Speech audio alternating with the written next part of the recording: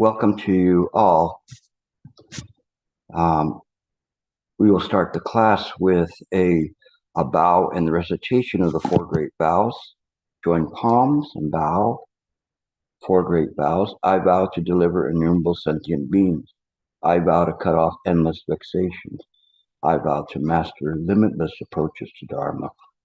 I vow to attain supreme Buddhahood. Welcome to you all again. This is going to be a class on the connection between Pure Land and Chan Buddhism. And I was starting with the Amitabha Sutra, the short sutra, sometimes they'll call it the lesser sutra, as opposed to the longer sutra, which contains more instruction in it. The lesser sutra just simply sets out who Amitabha is, what is the Pure Land, how to get there in general. The other longer sutra is one that has detailed explanation about it, but that would take quite a bit of time to go through. What was kind of interesting about this, as I started to prepare for it, I wanted to give you some background, and as I got through the background, I ended up making note after note after note, and it kind of altered what the presentation was going to be today. The term Amitabha is also referenced, and you may see it as Amitayus, Amitayus, and I'll explain that as well in a moment. But it stands for limitless life or limitless light as well. And it is something that was propagated more in East Asian Buddhism. And we know the practice in part by what is called Nien Pho. Nien Pho is a recitation of the Buddha's name. So one would go, Namo Amitofo, Namo Amitofo, Namo Amitofo, Namo Amitofo, Namo Amitofo, Namo Amitofo. And you can do this as your practice, and you can also do it even as you're speaking to people or talking to them or listening as a kind of a screen, a background, let's say, so that one's mind does not become distracted by the environment around it, so that you are just simply reciting the name and being in the present moment, able to function. The mind is capable of doing this. This is something that's very good because it begins to give you a practice of awareness and multifunctioning, where when we are tied more to samsara, we can only think and do one thing at a time. It's kind of like the old thing saying you can't chew gum and walk at the same time. And it's something that is very interesting because it enables the mind to take a rest. And by resting, it allots whatever's necessary of mind attention to whatever function that needs to be there, but not to the exclusion of the environment. The environment, because the environment is in a state of equanimity, of equal value, it doesn't interfere with anything. But if all of a sudden you hear something, you go, what is that? Then now you've lost your function in terms of what you're doing, and you are no longer able to pay attention to what you're doing. For instance, if you were in a restaurant, this happens all the time, and a waiter behind you drops a dish, and you're in a very quiet restaurant, and you hear this dish, perhaps china breaking, a very shattering sound. Most people go, what was that? But if you're in a state of equanimity, you know what happened. You know exactly. You can see it. You can see it just from the sound and what was happening, what happened. And you don't need to interrupt what you're doing to do that. You're aware of that. And you just let it go.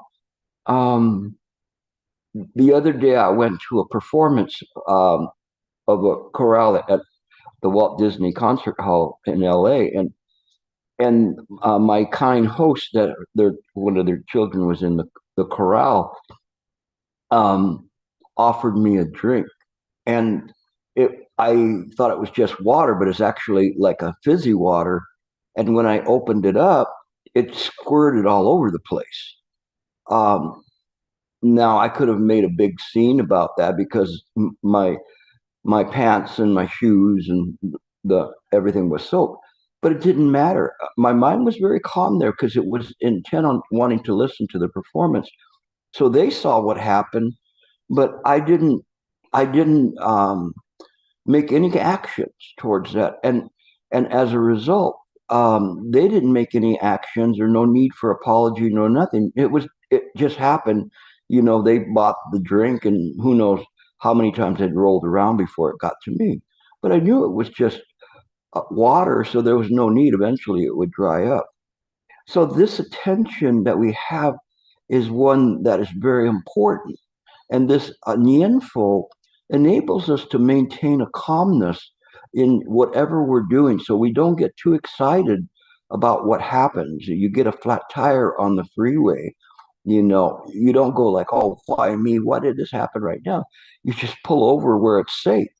You're calm, you have to pull over, find a place to exit, whatever you do, you keep your mind very calm. And the Nianfo will help you do this because you're training your mind to maintain a calmness in the present moment. So this is a practical aspect or example that I wanted to interject with the theoretical part of this so that you see that it actually works in your everyday life.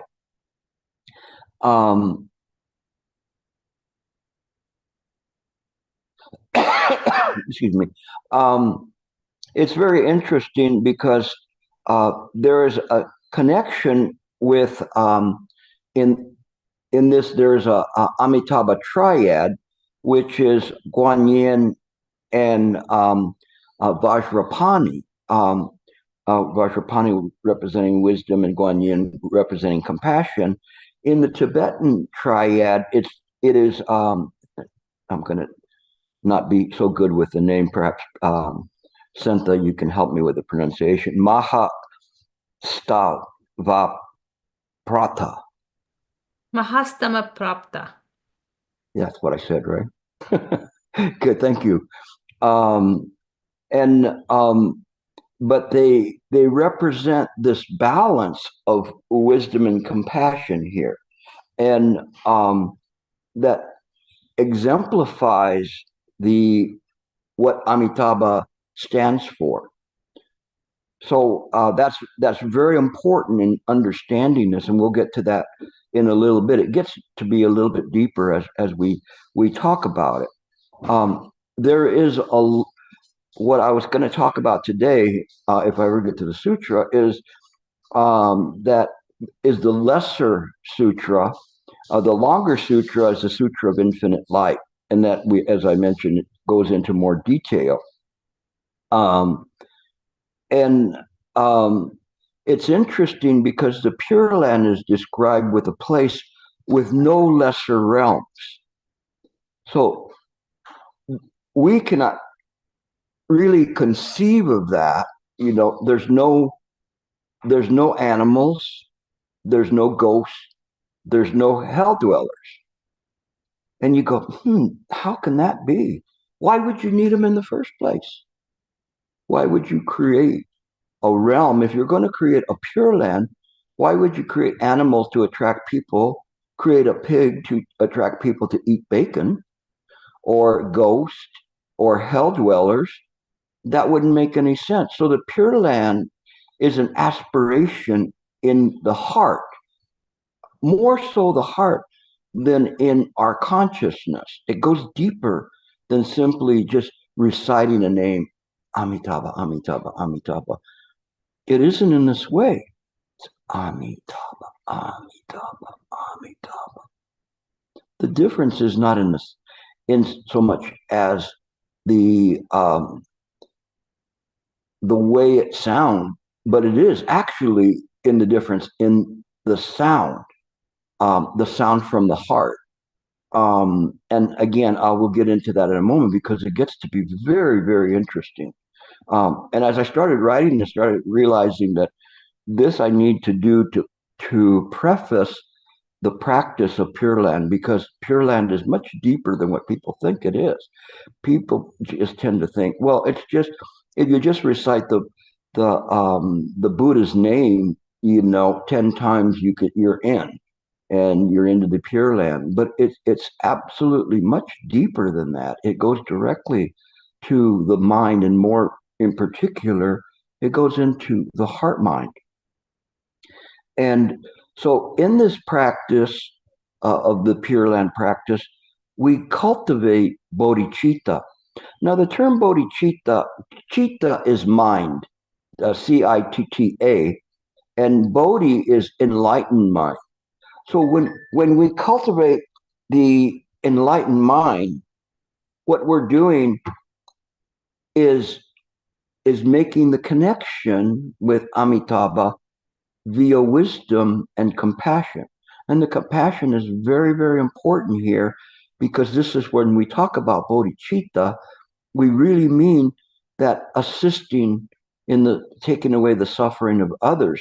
So it's not just simply that we make a recitation on behalf of ourselves, but it's a recitation on behalf of all sentient beings, and we're reciting the Buddha's name on behalf of all sentient beings. We also are contemplating Amitabha Buddha. How do you contemplate Amitabha Buddha? How do you contemplate a Buddha? How could you do that? The Diamond Sutra says that we cannot see the Buddha via the 32 marks.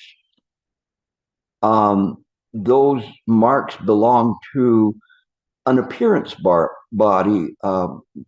We say from the Trikaya, that's the Nirmanakaya, an appearance body. For instance, the body that we see of Shakyamuni Buddha is an appearance body. Amitabha, since it's infinite light, how could you see Amitabha? Sometimes they say Amitabha is connected with the Sambhogakaya, this kind of a bliss body. And that's why it makes it so attractive to follow Amitabha to the Pure Land, because in this land, because there is no lesser realms, because there's not the temptations there or the vexations, one is free to practice in a very blissful state. Not bad. So essentially, we take refuge in this land, and we build our strength in this land. So it's interesting, but to me, I don't think the philosophers that talked about whether it's Nirmanakaya or Sambhogakaya is completely clear, because the Trikaya, the Dharma Kaya, the mind ground, and the appearance body, and the blissful body, they're all the same. It's just when you see Shakyamuni Buddha, he nevertheless is not lesser than Amitabha, or cannot be known by those marks. It is just that when they appear in the world, they appear in this way, and they appear in accordance with causes and conditions that bring them there. And in appearance, if he came and he was just this incredible diamond, people would go, that diamond's talking, that doesn't even make any sense. Of course, they're going to come in the form of those that can communicate better in that way. But it is this bliss that one makes a connection with and takes refuge in Amitabha. And we listen to the name Namo Amito, Namo Amito, Namo. We let it go in deep, deep, deep in, beyond the consciousness. We pray for rebirth in the Pure Land, if that is your inclination. To me, because I'm a Chan practitioner, we change the deck around a little bit. Rather than saying that we are going to the Pure Land, we create the Pure Land here. I remember a long, long time ago when I barely started in practicing Buddhism, somebody took me to see this Pure Land master, very nice person, and he was talking about the Pure Land. And I was so innocent, and now I think maybe I might have been a little presumptuous, but I talked to him afterwards, and I said, to me, I don't see a Pure Land as a destination, but as something that one converts mind to. And he looked at me, understood what I was saying. He said, "Yes, that's correct." And this is what Master Sheng said: to create a pure land on earth and uplift humanity. It is what we practice rather than an escapism to get out, just to make sure that we have a big enough boat to take everybody in. And so this is the joining of Chan and Pure Land. Doesn't mean that if people are so inclined that they shouldn't go to Pure Land. I won't tell people, oh, this is a lesser avenue or whatever. No, in accordance with causes and conditions, if people want to go to the Pure Land, that's fine. But in Chan, we understand through our vows, the fulfillment of our vows is we create a Pure Land on earth. And in fact, there's no difference between the Pure Land on earth, no difference between Shakyamuni Buddha and Amitabha Buddha. It is just Buddha mind. And so when we see that, we can easily fold in Pure Land into our Chan practice in a very seamless way. And we also accumulate merit. So in our practice and recitation and teaching recitation to others, calming the mind, there is merit that's accumulated. Not bad. It's not bad. So it's like sometimes I will be traveling and somebody's helping me with the arrangements, and I've had them where they have used their travel miles to upgrade me to a higher class. Um, and and that's they had accumulated the merit of all these travel miles, and then they enable me to have the benefit of them. That's what we do is we are building up these travel miles, and we don't keep them for ourselves. We spread them out. And this is Amitabha. This is wisdom. This is compassion. Um, the name Amitabha is not just simply a name. It's not a name like, oh, Buddha Jack or Buddha Betty. It's not in that way. It's not just a name. And it's not even when we say infinite light like this. It is related. The name is related to the Dharmakaya and to the thusness. So when we recite the Buddha's name, we're not trying to recount one Buddha, an infinite light in this way, but we're giving, taking refuge and giving respect to what that Buddha represents, which is the Tathagata, the thusness of everything, including the Tathagata Garbha, the storehouse consciousness. This is the thusness of the Buddha. So all of this is happening when you're doing the recitation. That's why it makes it powerful, because there's a joinder there between the absolute and the apparent reality. Sound familiar? This is what you're doing when you're reciting the Buddha's name. Nam Amitabha. You're not saying there's just one Buddha somewhere in the cosmos. There's Buddhas in all directions, and even the sutra talks about it, that there's Buddhas in all the directions. Amitabha is not greater or lesser than all of those Buddhas. It is just the practice of this Tathagata that enables us to make a connection, a resonance with this incredible Tathagata. So it's a bridge between the absolute and the apparent reality. And when we recite the Buddha's name, it's a manifestation of the Amitabha's wisdom and compassion. So we recite it with our heart. Whenever I tell people to use recitation, um, and they say, "Oh, I do Nianfo," and I say, "You have to do it with your heart, not your beating heart, but that which is beyond words and phrases, the heart of the mind, the very essence." That's why they call that the Heart Sutra, because it is an expression of the perfected wisdom and compassion. So as we recite the Buddha's name, we are representing this incredible connection between wisdom and compassion. Again, the bridge in which a bodhisattva straddles the samsaric world and also the absolute.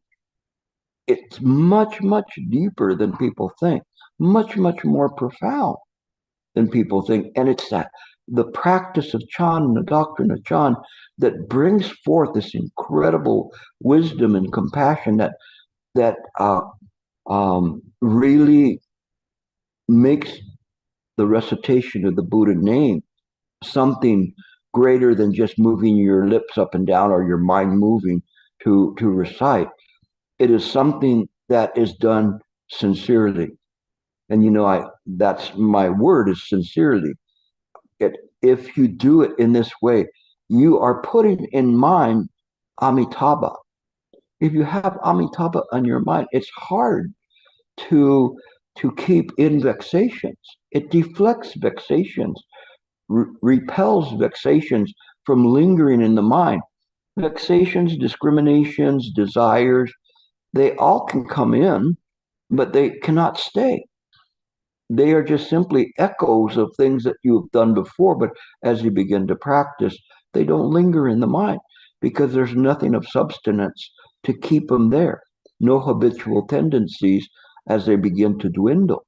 And they're replaced by Namo Amitofo or Namo Guanxin Busa. You could say that as well. It works in the same way. And we make this kind of a connection, saying Namo Guanxin Busa is still part of the triad.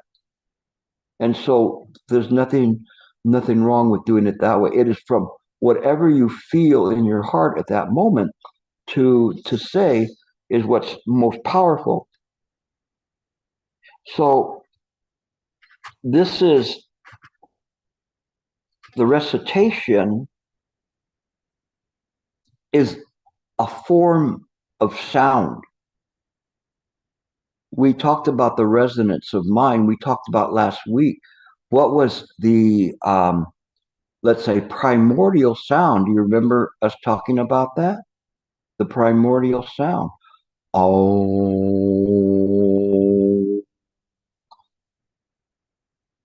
Nianfo represents that. Nianfo represents like the tuning fork between the absolute and the samsara. Boom, boom. It's the bridge that gets you there. Again, this is Pure Land at a profound level. Pure Land as it meant to be, Pure Land as is stated in the sutras. It's not based on a superstition. It's based on profound understanding of Buddha Dharma and Mahayana practice. So bear in mind, Namo Amitofo. If you say it in your mind, it's still a tuning fork. You begin to practice in this way. Namo Amitofo. Namo Amitofo. Namo Amitofo. There's a difference. You go Namo Amitofo, Namo Amitofo, Namo. It's not the same. You're just saying words. When you become the tuning fork, this sound, whether it's verbally expressed or mentally there, it doesn't matter. That sound is the sound of the absolute. You're bringing the absolute to the present environment. This is pretty good stuff. So pay attention. This is really good stuff. It changes the way that you practice. And people, when they are Pure Land practitioners, and I talk to them about these, they're very surprised.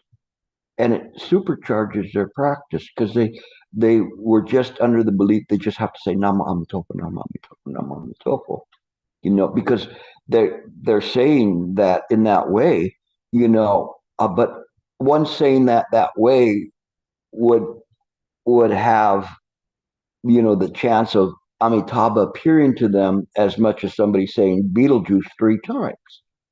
It doesn't work that way. The power is within the heart. When one makes this connection, it's the perfected wisdom and the unbridled compassion that is released. It's wonderful because it's released around you in your environment. And as I see it, this whole place, you're from some in different countries and different places all over the world. It's released. It's like seeds spreading. It's wonderful when you see that. This is the power of Nianfo. This is the power of Pure Land practice. It's deeper. It's not that one does it and says, okay, I got enough, to get into school. I don't need to do more. No, you just keep doing more and more. It's a direct engagement with the ultimate truth. Think about this. Nianfo is a direct engagement with the ultimate truth. Namo Amitofo. Your mind is clear. It's resonating. Everything there is making a connection with this ultimate truth, ultimate light, infinite light. If you could experience the infinite light, this would be amazing. Then you would see you have a choice. You can go to the Pure Land or you can stay here and generate the infinite light here. How do you do that? Via the perfected wisdom and unbridled compassion that will come. This is what Amitabha stands for. So, saying all that, then we'll get a little bit into the sutra just so you can get a feel for it. And again, it starts the classical way, thus I have heard, and talking about the Buddha was in the land of Sarvasti in the Garden of Jeddah and Anathapindika. And there was all sorts of people in the retinue, including all the disciples and the bodhisattvas that were there. And he said the Buddha said to Elder Shariputra here, and again here the homage to Shariputra. He was the first one mentioned as one of the leading disciples, and it says west of here, past 100 billion Buddha lands. Now think about this: past 100 billion Buddha lands. And you run out of fingers real quick.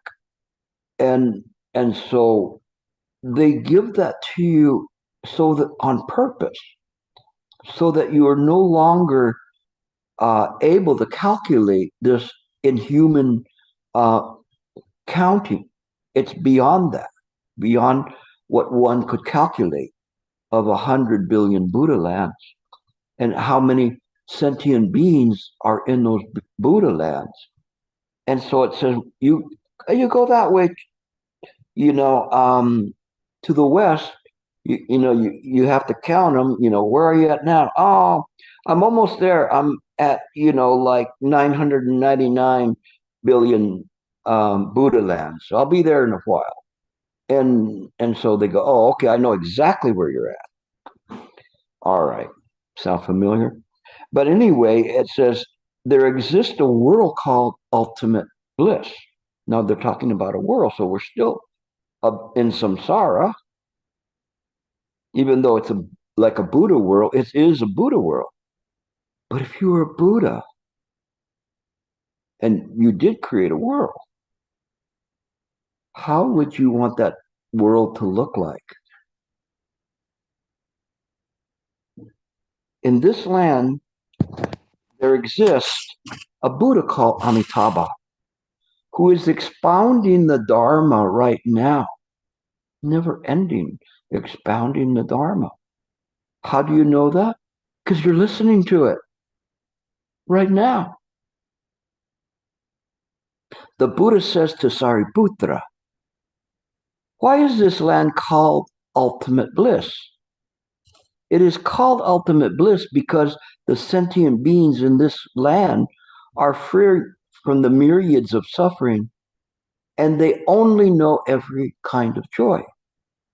So who wants to go, right? You know, you go, I do. So it makes it pretty appetizing to go there.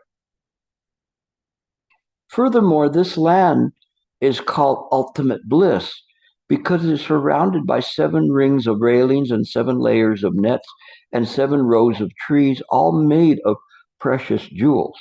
And again, imagine in the old days, 25 or 2,000 years ago or so, this emanates from around that time period. Um, and what you would want to say how it looks like. And you want to have it where people can conceive about it in their mind, but they see it in a way in which human beings and others can perceive that, not so they will say things like that. It's like when you go to Disneyland, there's all sorts of colored lights and different things and wonderful things, and there's no wrongful distractions that are there. I mean, it's all a sensory gorge, but this is beyond that. And it says it gives you everything there that is so incredibly beautiful.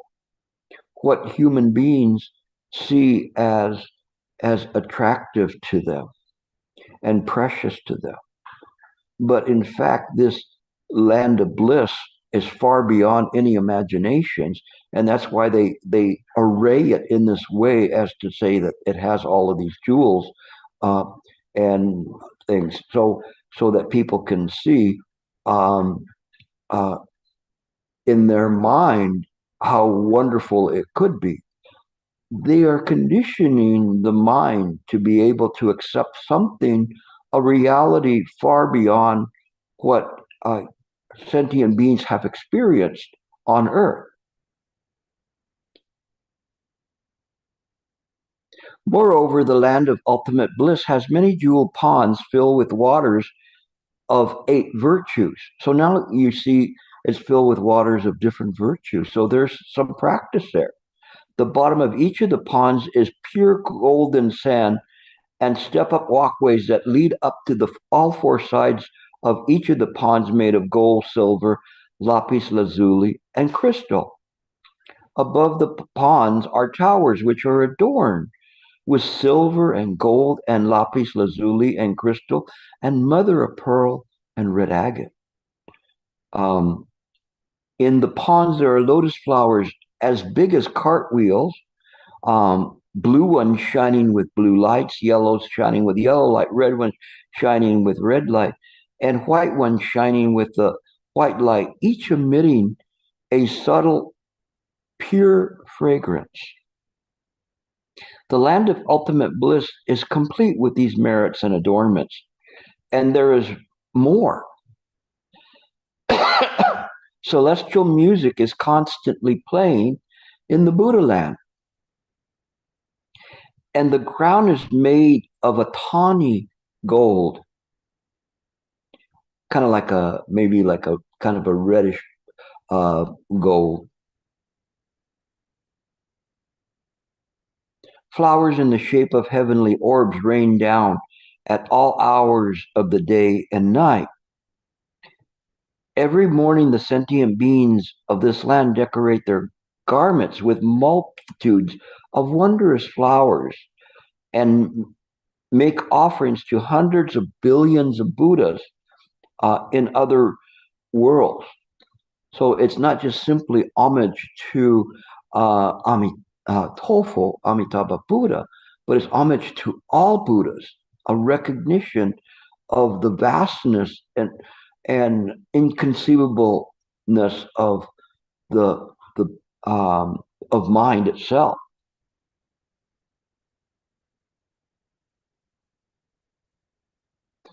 And there is more still. In this land, there are birds of all sorts of wondrous variegated colors: white cranes, peacocks, mynah birds, cuckoos, orioles. All these birds bring forth harmonious songs day and night. Their songs communicate such Buddhist teachings as the five roots, the five powers, the seven factors of enlightenment, eightfold path, as well as other teachings. When the sentient beings in these lands hear the voices of the birds, they are mindful of the Buddhas, mindful of the Dharma, mindful of the Sangha. Have you ever heard the Buddha Dharma being spoken and being so overjoyed at the sound of the words that are being said that they go directly to your heart? This is the song that they're talking about, a wonderful song that one can be immersed in, and it is in this way. Sometimes when you read something and it goes directly to the heart, and it takes off another layer of discrimination or impediments, there's a joy there. There's a song. So when we listen to the Dharma, it you feel comfortable, you feel wonderful because your heart is resonating with the heart of the speaker. They're joining, just like the birds, they join in song. We join in song. You join in song through your ears. I join in song through my voice, but there's no difference.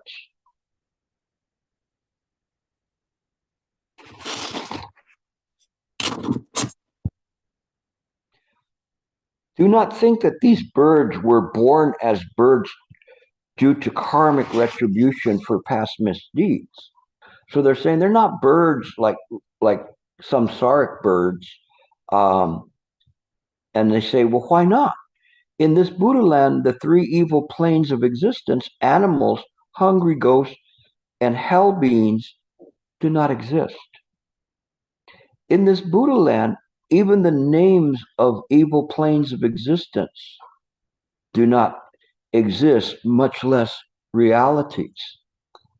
All these birds are creations of Amitabha Buddha, fashioned in order to broadcast the sounds of the Dharma. In this Buddha land, there is a slight breeze that stirs the rows of jeweled trees and jeweled nets so that they emit a subtle, wondrous sounds like hundreds and thousands of melodies playing at once. Have you ever heard a group of wind chimes chiming to the wind? And they all playing and sounding, but still in harmony with each other.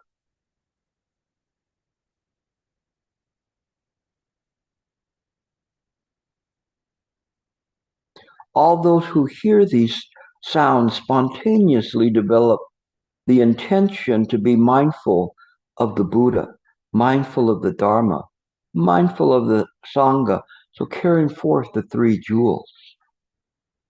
This Buddha land is complete with all merits and adornments.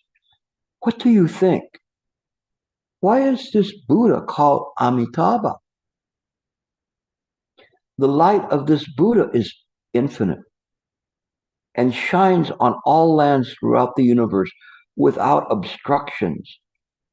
This is the Buddha called Amitabha. Also, the lifespan of this Buddha and his people is an infinite number of immeasurable eons and is also called Amitabha. Amitabha Buddha attained enlightenment 10 eons ago.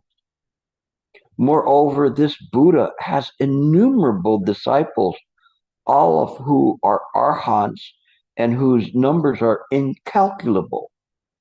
Amitabha also has a following of innumerable bodhisattvas, and the land of ultimate bliss is complete with all these merits and adornments. So this is why people want to go there, because it's a pretty good place. You don't have to worry about whether, you're going to make your house payment or rent payment or whatever it is, or the person sitting next to you that bothers you at work or anything. Everybody's synced in to this practice. But this also represents us. It represents the Pure Land that we can create in samsara, and rejecting the idea of a discriminating mind and a vexated mind. The vexations and discriminations, they are not real, but we make them real by our attachment to them. Without that, everybody is seen as a Buddha. I've said this many times before. How could you hate your neighbor if he's a Buddha too?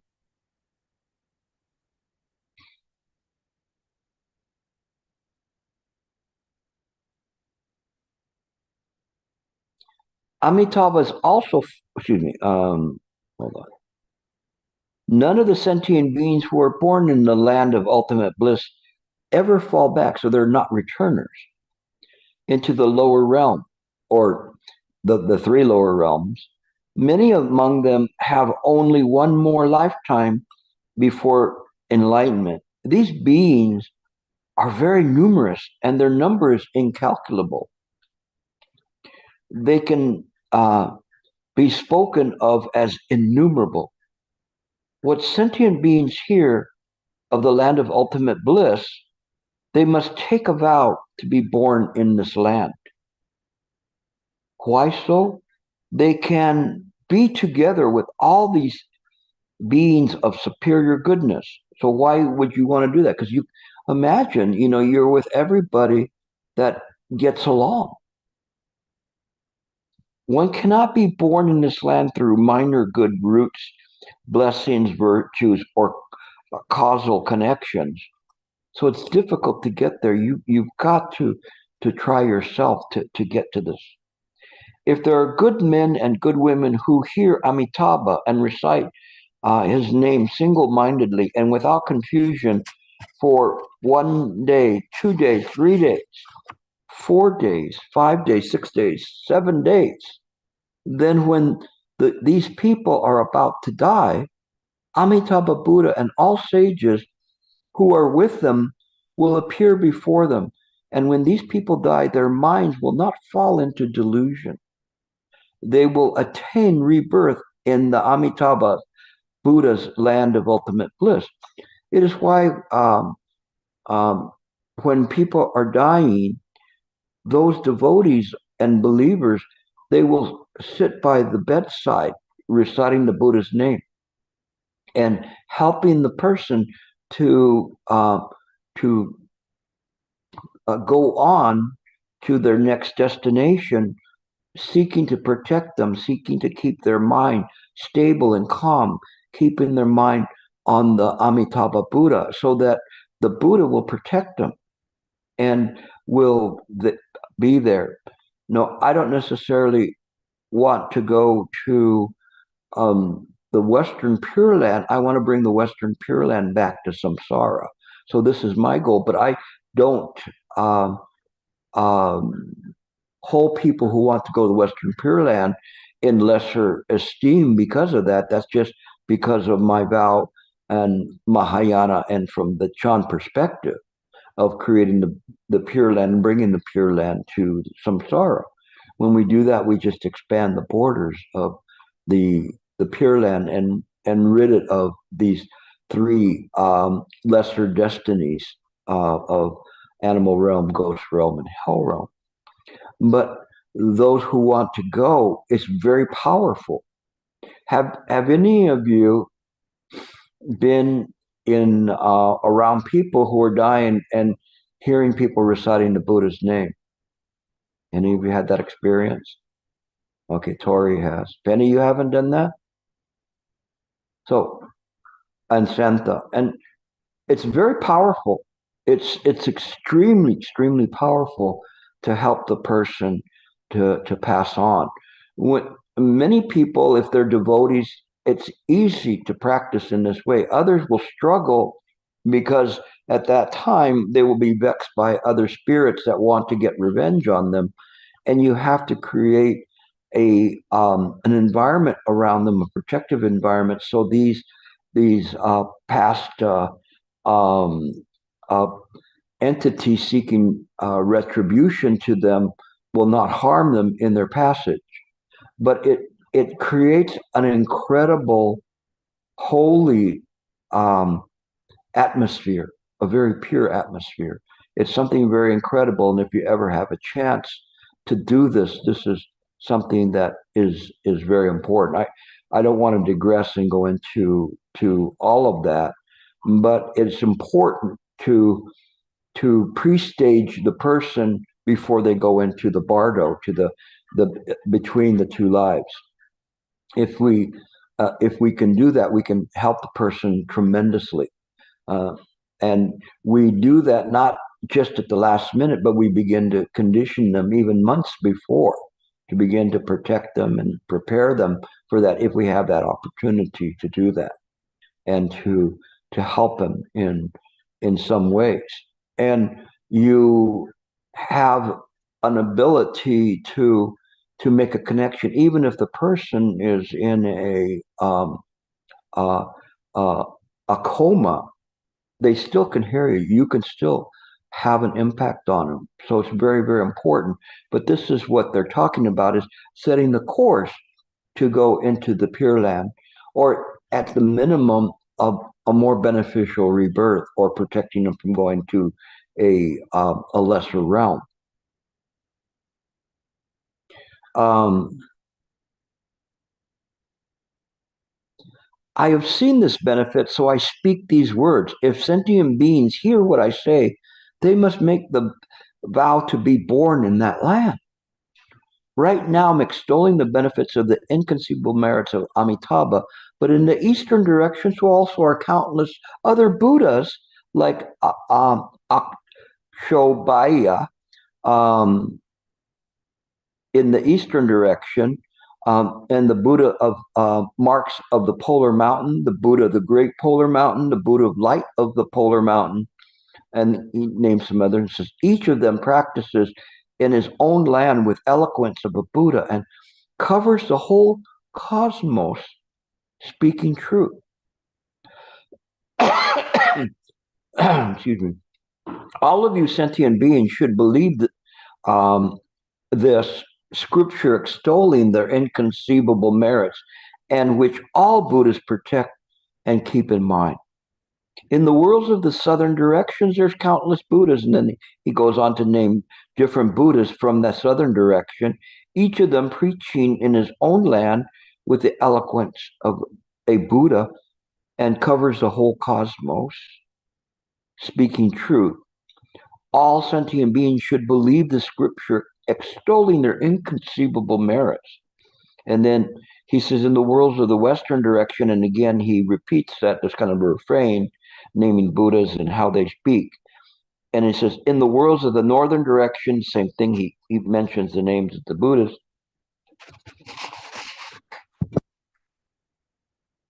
And it says, all of you sentient beings should believe the scripture extolling their inconceivable merits, and which all Buddhists protect and keep in mind.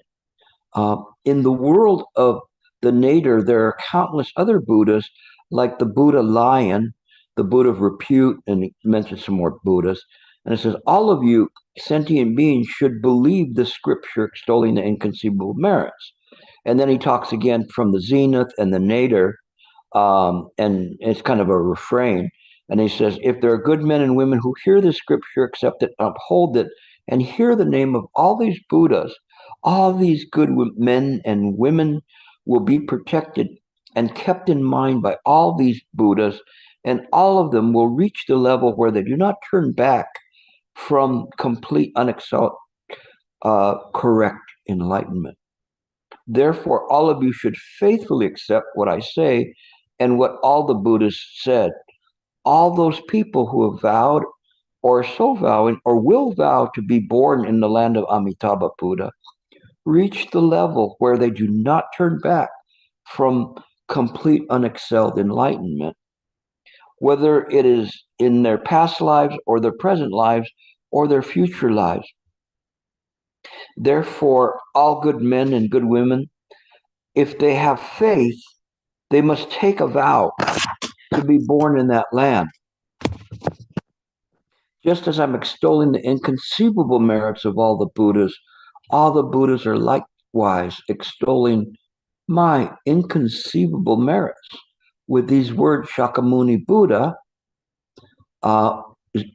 are likewise extolling my inconceivable merits with these words.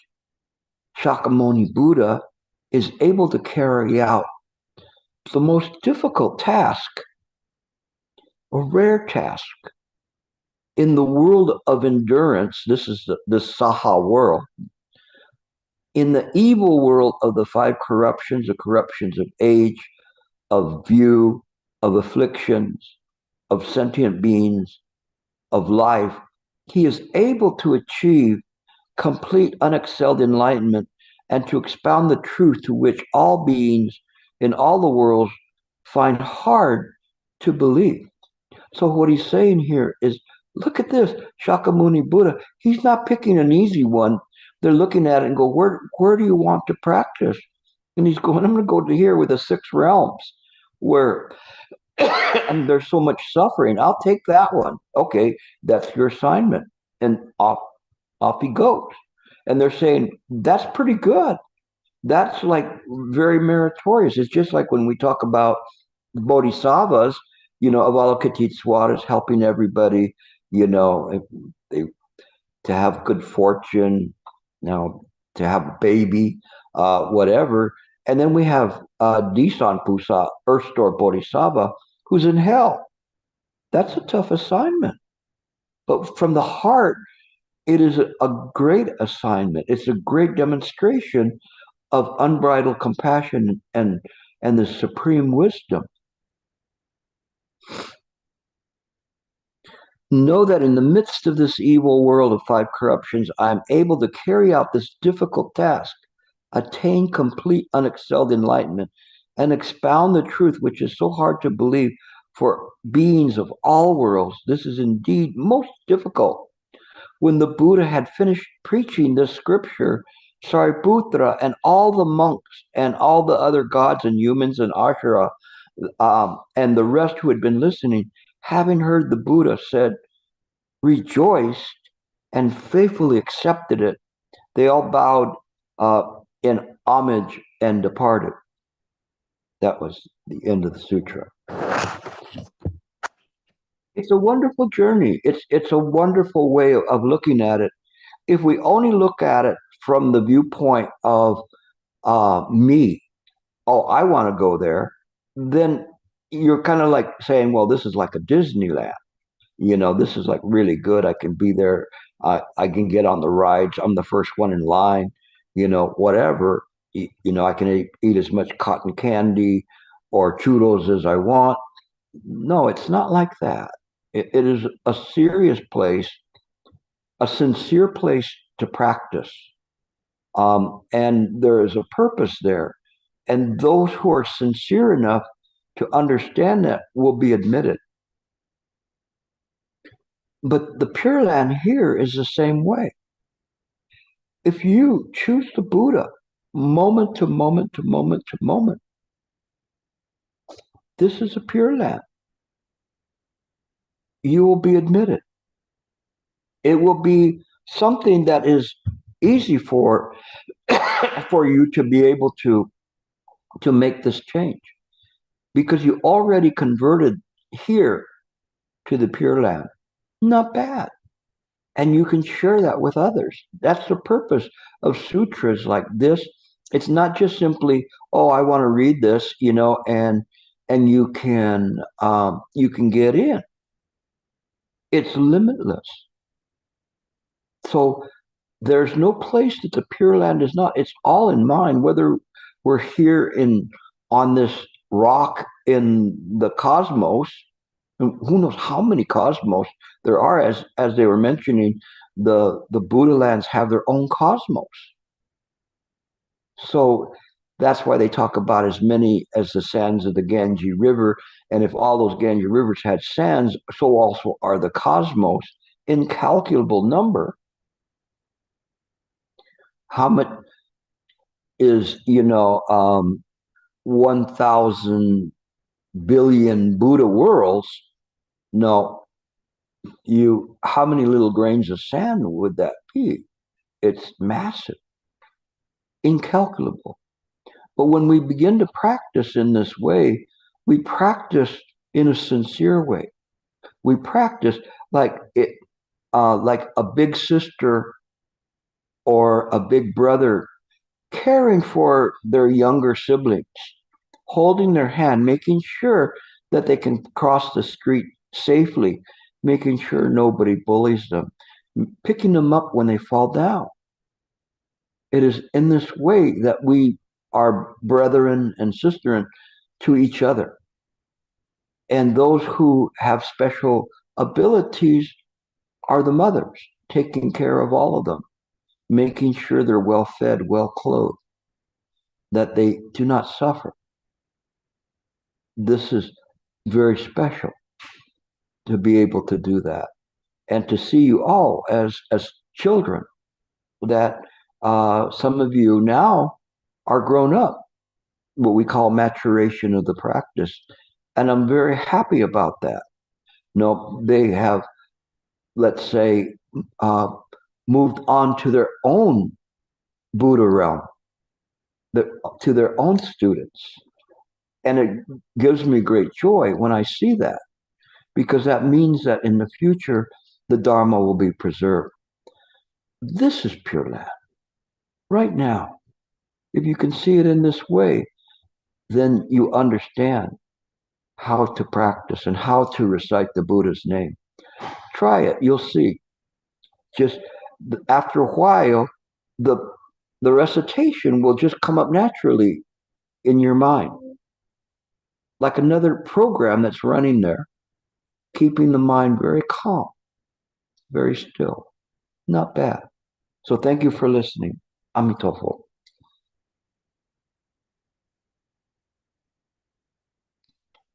We'll take questions.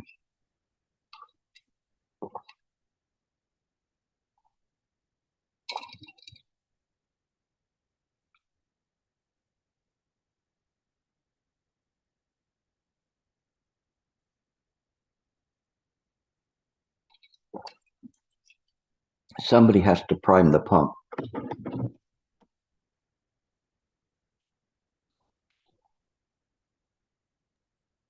Sam is feeling the heat. Sam, we are depending on you. To prime the pump. There he is. That was very funny, Santa. Thank you. Thank you, Gilbert.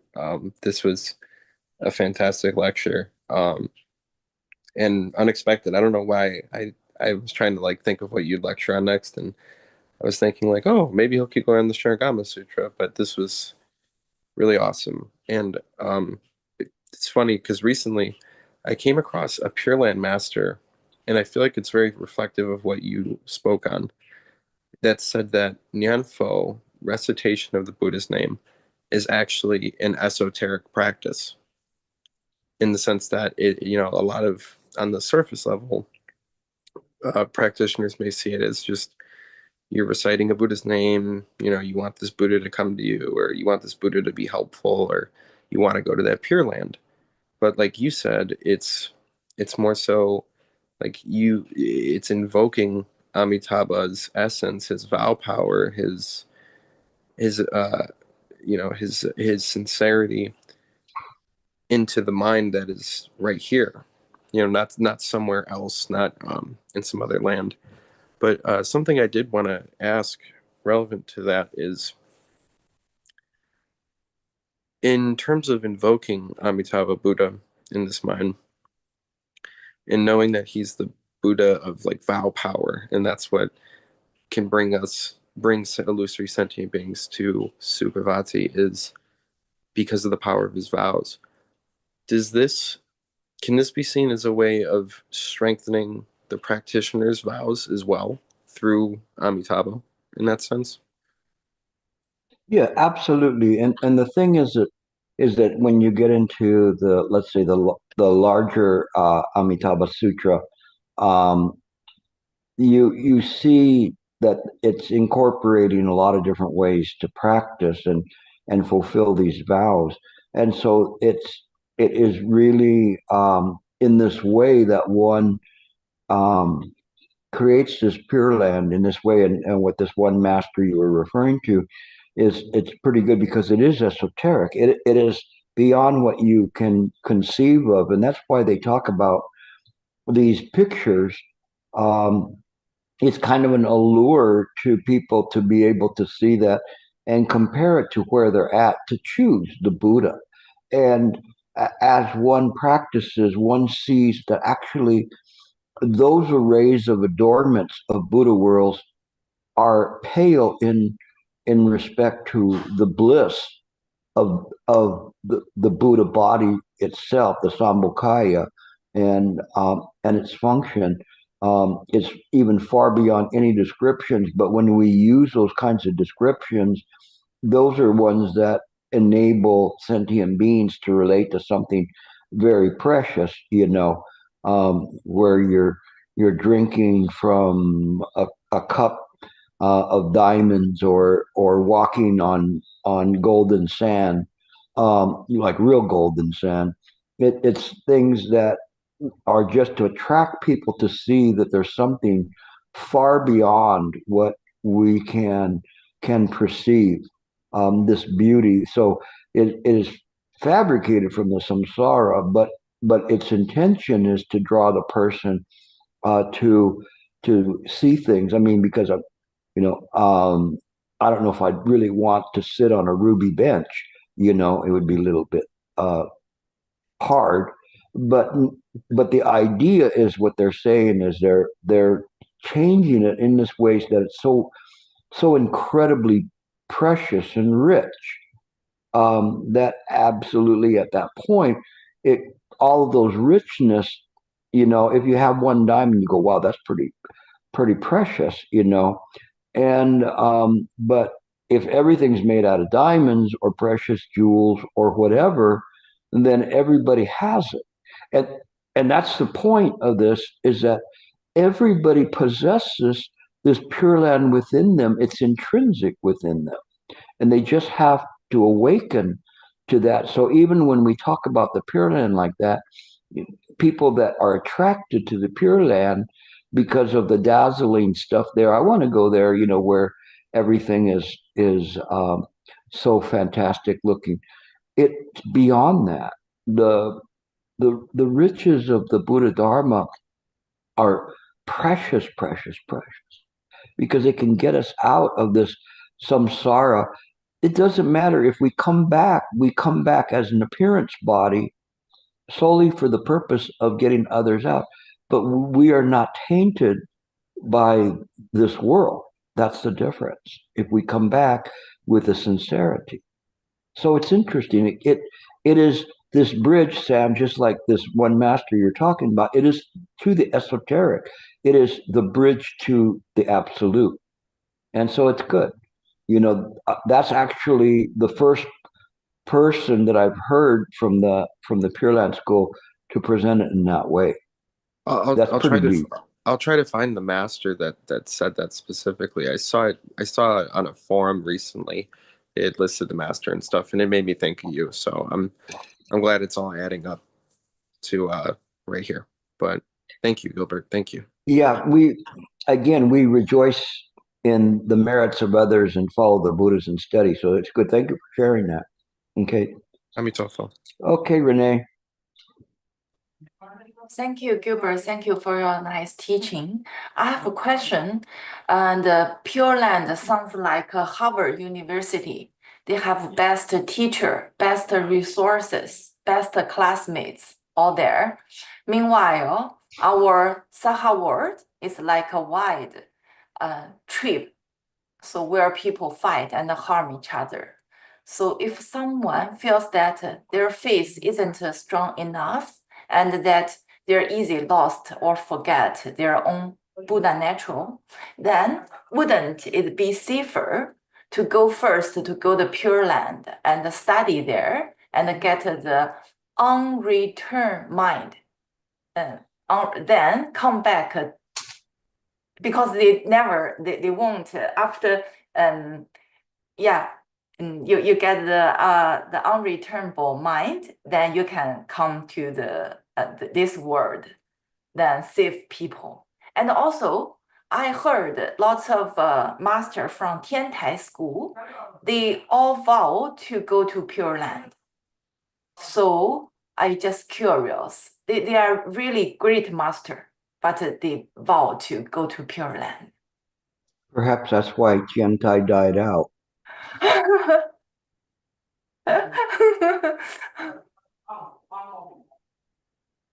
Oh, well, I like to hear from.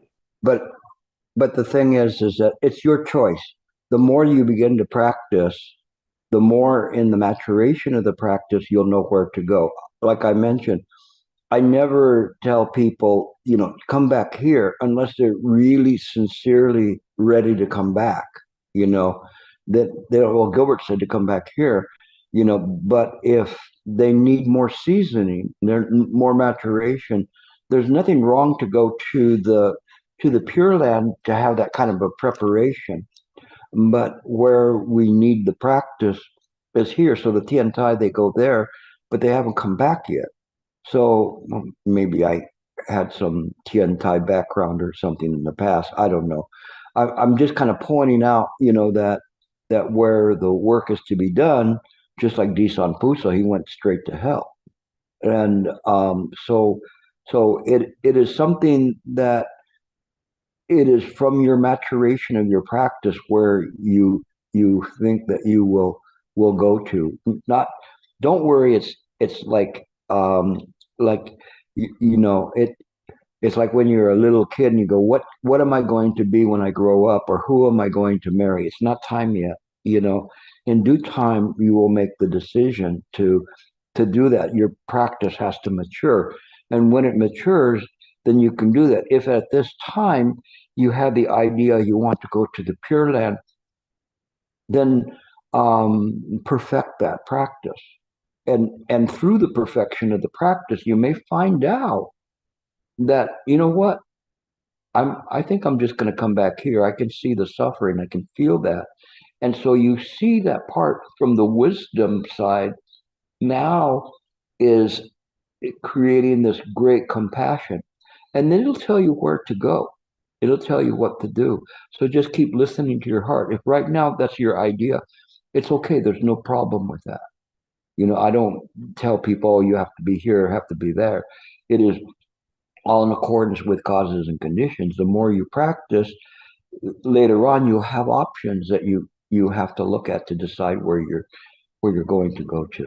Okay, but it's a good question. I mean, it's very good, and I'm not making fun of Tiantai people. I practice and study the Tiantai as well, along with Hua Yan.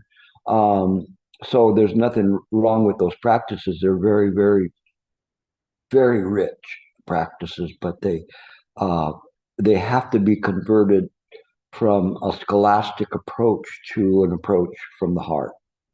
And if they do that, then it's right on. Okay. So thank you for your question. Thank you. Oh, I just very interesting. I asked a few Shifus Dharma here, and none of them want to go the Pure Land. They like to stay here to help people. Well, that's I would say it is a testimonial to the Dharma heirs and to Shifu that he actually encouraged us. That's a good sign, wouldn't you think? as to where to go, because there's a reason we're Dharma heirs, and one of the prerequisites of a Dharma heir is to have great bodhicitta. So one of his stable morality, right view, and bodhicitta. So it's a good testimonial to Shifu that he picked the right people. Okay, so good. Very interesting. Okay, Tom, I think you're next. Hi. So I have had no contact with Pure Land until right now. And so I have to sort out what you're saying from our point of view as Chan practitioners from what the Pure Land belief is. And so I'm just trying to do that. So I guess here's my question. From our point of view as Chan practitioners, the Pure Land is in mind. It's here now, but I can't see it because mind is clouded by defilements and delusions and the poisons and all of those things. Is this right so far? Yeah. Okay. So then if that's the case, then when mind experiences emptiness directly, and I see the original face, or there's no I anymore, but the original face is seen, then the animals, all these lesser beings that seem to be here now, they become like, I see the Buddha nature in them as well. That's what the ancients mean when they say that the lesser beings or the non-sentient beings preach the Dharma. You could say, excuse me, I'm suffering for a little bit of a cold. You could say that when we do that, it's interesting because we come back to the saying, or the ask the master, does a dog have Buddha nature? And then As always, he responded that it's empty. People say no, or but it's actually it's empty. So we see it in that way because when we say there's a Buddha nature, it is not an individual personality, life, right, or a being. It is just Buddha nature. There's no Buddha nature within us which is independent. It's all dependent on origination, of pratika samappada. But pratika samappada, cause and condition never fail, is the Buddha. So we reverse engineer it back, and we get rid of the ignorance, and what's left is the Buddha.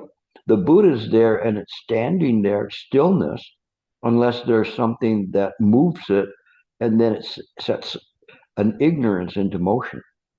But it comes from the sake of the heart and wisdom and compassion to these worlds to remove it, just like somebody would remove um, a um, a splinter from their finger, and so they would take care to do that.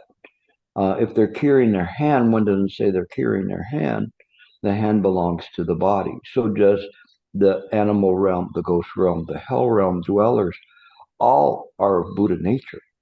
And so when we see that, we understand that if we don't take care of the lesser realms as well, then there'll still be constant arising of ignorance. And so little by little, it's taken care of. How long is it going to take?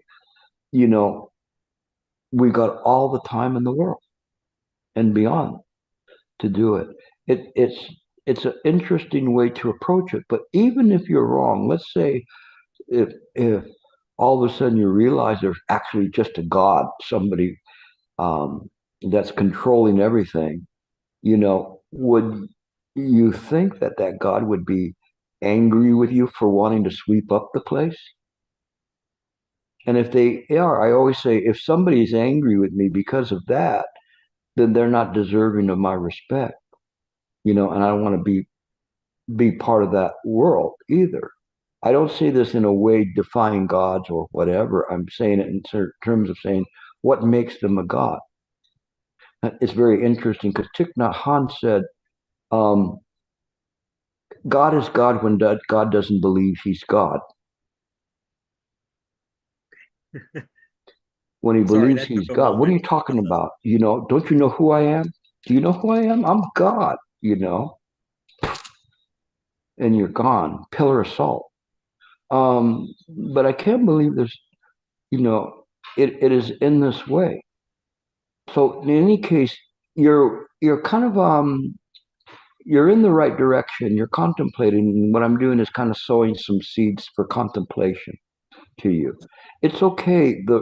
As I began to do this preparation for this sutra, I realized there were a lot of people like you, Tom, that have never heard of Pure Land, never heard of Nianfo, of reciting the Buddha's name, and I wanted to introduce it so that people just understand instead of saying, they teach it and say, okay, you're going to say Namo Amitofo, Namo Amitofo.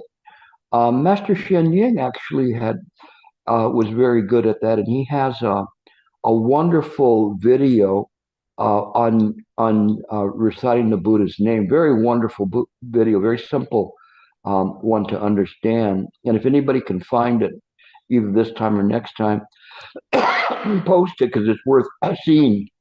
And it's worth seeing his wonderful delivery of the Dharma. And but it's something that's worth doing. What I'm trying to do is present Pure Land in relationship to Chan and how Pure Land and Chan works. Okay, So, at the risk so of hopefully that. monopolizing, I'm I sorry. think I have a follow-up question at the risk of monopolizing the conversation. And you should tell me to be quiet and we can discuss this some other time if that's better. Go Um, for it. but I'm still thinking about our discussion in this very long forum post, and I apologize for that too. Um, but what I'm specifically thinking about, maybe even a bit hung up on, is in the sutra, they say that the birds are not samsaric birds, that they're birds that just preach the Dharma, like mouthpieces for the Dharma. And if the Pure Land is here, the birds are here now, right? The birds, so when I bring the Pure Land here, then the birds change, or are that's wrong, clearly. What should be maybe closer is, I'm sorry, I'm really choking on my words here. This is not coming out right at all. No, it's Um, good. It is your sincere examination that's causing that. That's good. That's why I'm always pushing you, because this is a time in your life to like run headlong into mind.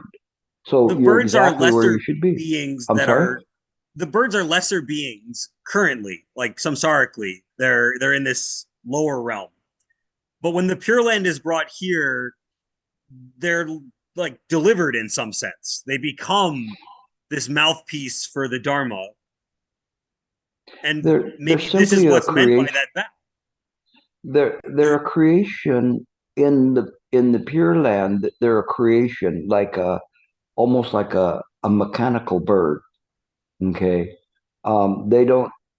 They are just a creation of the Buddha's mind, just simply as a backdrop, just simply the same as creating diamond encrusted streets or gold filled streets and different things and pools and stuff like that. People can taste the water, the virtues, and whatever, but all of these are just fabrications of the mind. The sentient beings that are here that are caught in it, they're subject to the laws of karma, and so they're not the same as just this creation. Like if I created an origami bird, would that be a real bird? Sure. And so the ones in the Pure Land are like origami birds, versus the ones here that have Buddha nature, but because of causes and conditions, have been born into a lesser realm. And so it's something that you need to contemplate. It's not easy sometimes because it's easier to say, oh, well, let God figure everything out, and we'll leave it up to him, but it doesn't make as much sense as causes and conditions. And so it'll take you time, but it's all right. I've gone through where you've gone through. Okay. I've been down that, and I'm not somebody that was born in Asia or to Asian parents and to a Buddhist family or whatever. I came in through the visa program into that, and they they say that to become a Buddhist, you can be born into that family, or you have an interest in it, or that you were married to a Buddhist and you were dragged along to the temple. Well, I was the latter. And it was something that, I didn't expect that, but my whole life was predicated, and I saw how it was all guided towards me heading into this direction. And little by little, you will see that as well, that you're right where you should be. It's the time for you to wake up. So have patience, have patience. Absolutely. Some people, sometimes they get very anxious, and I have some good students that initially when they came in here, they were very anxious to have that aha moment. And now they're going, what aha? They're really beginning to study. Some people get tied into the scholastic aspect of it and then lose it, but it will be something that I see Mina put on the reference to Shifu. Thank you, Mina. In any case, just in due time, just keep doing it. You're right where you should be. That's why I'm giving you a lot of time and responding to you on the Mind Work Forum. I'm not doing that for you. I'm doing it for the people that you will bring to the Dharma.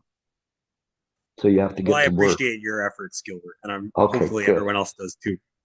Okay, Santa. Hi, Gilbert. I just wanted to, Renee, the question she asked, I just wanted to tell her that it's all in the strength of the vow. And you'll be surprised if you just mean the vows again and again and again, how strong they will become. I'm just talking about the 4 great vows.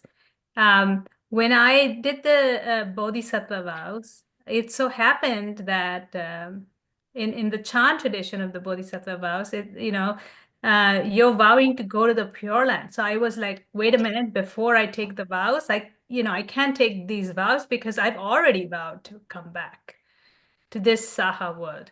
And Guodong Pasha, who was giving the vows, he explained that, it's only going to be like for a moment to get the blessings of Amitabha Buddha, and then you can come back to the Saha world. So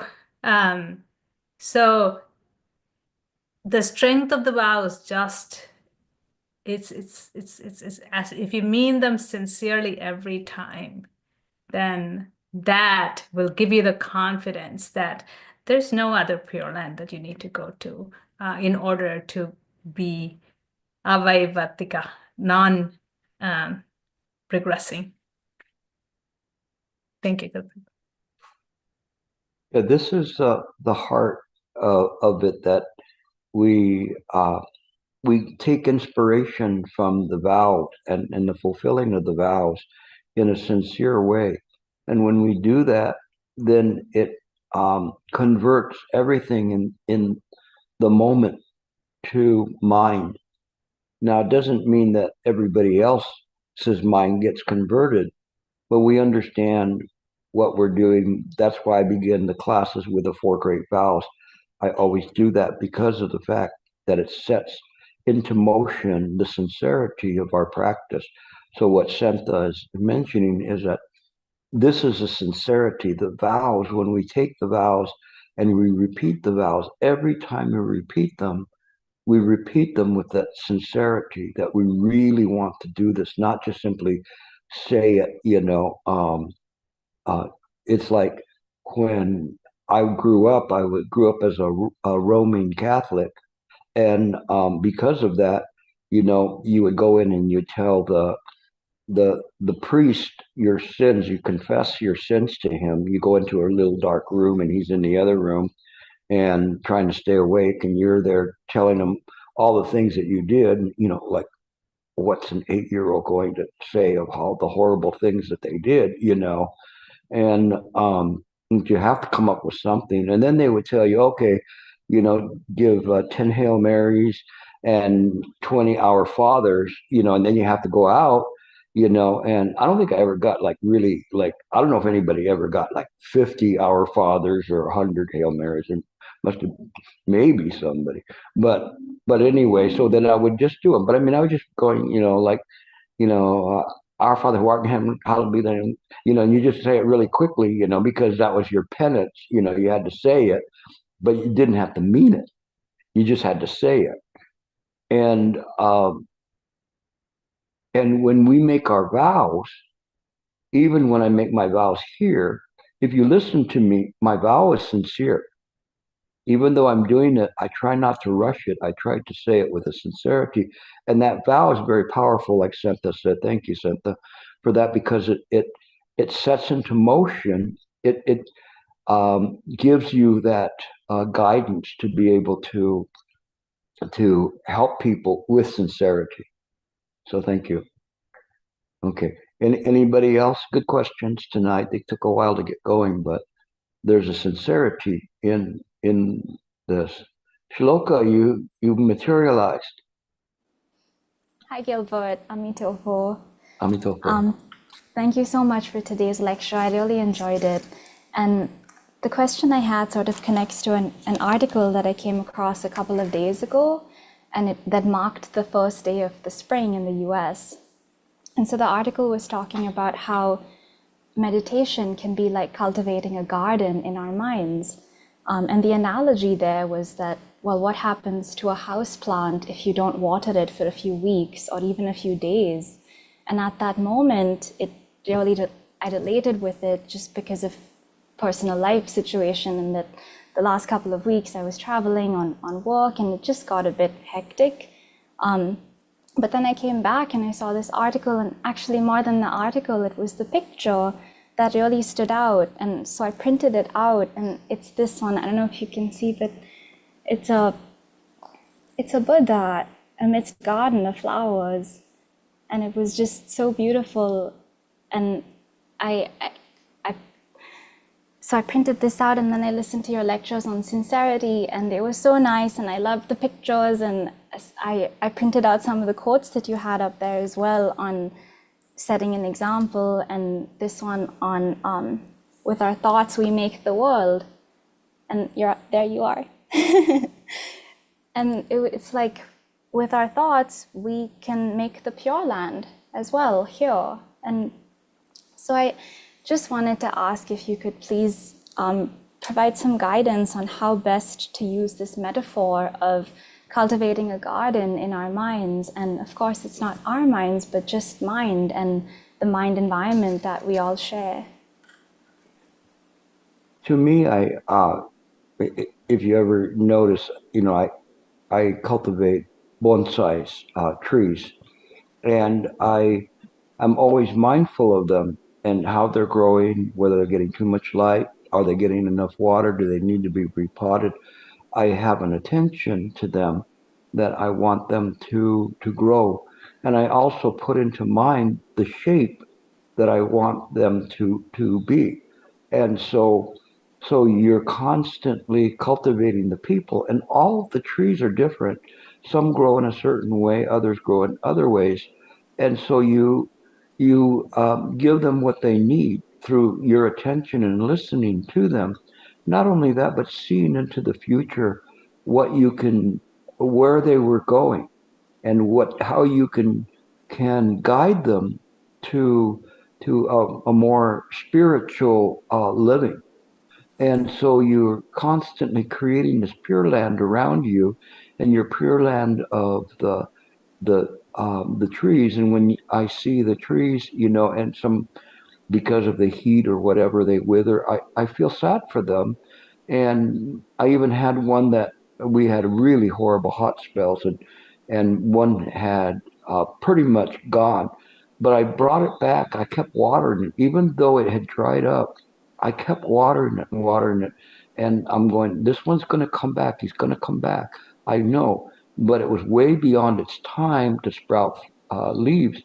And then all of a sudden it sprouted leaves again. And so is the attention and the sincerity of wanting to bring it back to the to being uh, flourishing that did that. And this is what you do in everything that you do. Whoever you see, you know, we run into people. Sometimes they've suffered a train wreck in their life, and you try to help them, and you try to get them over those train wrecks and whatever it is. It could be family, it could be all sorts of different things that happen, but you give them faith, and you help them. And you do that not just by saying, oh, you know, you have to pray to Buddha.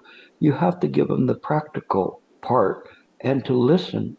And to, when I look at my plants, I listen to them.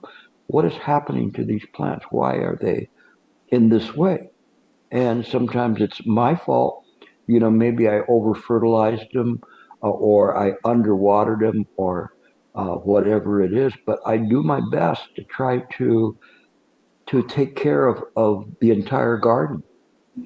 That's what the Buddha did. The Buddha is taking care of the entire garden. The garden is there, and through the mind and the heart, it will flourish. And if it flourishes, then the Pure Land will appear. And in each one, you can change the person and say, you you can flourish. You can be the Pure Land. And it is with this heart that you make contact with understanding moment to moment. What you say and what you don't say to people can make a difference. And so it's important. It is actively living, actively listening to what's there, not just my needs, my cares, but other people. And that's important. When we see that, we see that we need to take care of those around us as well, not just from our point of view. Sometimes maybe our care for something and another person's care might be in conflict, but we find a way to try to make the difference, to close the distance between there, or to buffer the these discords or different goals, conflicting goals that people have, or expectations or whatever. This is how we tend to the garden, and we tend to everyone in this way. Even if it's somebody just passing in the street and you smile at them, they'll smile back. Maybe not in this lifetime, but the next lifetime you may run into them again, and you're creating this affinity with them. This is how you do it. Okay. Okay. Thank you. Okay. I think that's it. We talked a little bit, but thank you for your questions, or your sincere questions. Again, I've been kind of changing a little bit of what I've been presenting because I want to give you a well-rounded experience in terms of Buddhism, and some of it's profound and deep, and others are just the beginning, but tied to it. So what I call Chan 101, point one, which is that there's something a little bit more to it than basic Chan. And sometimes I'm at 501.1. So in any case, I hope that you continue to practice and contemplate what I talked about. And thank you, Letty. I see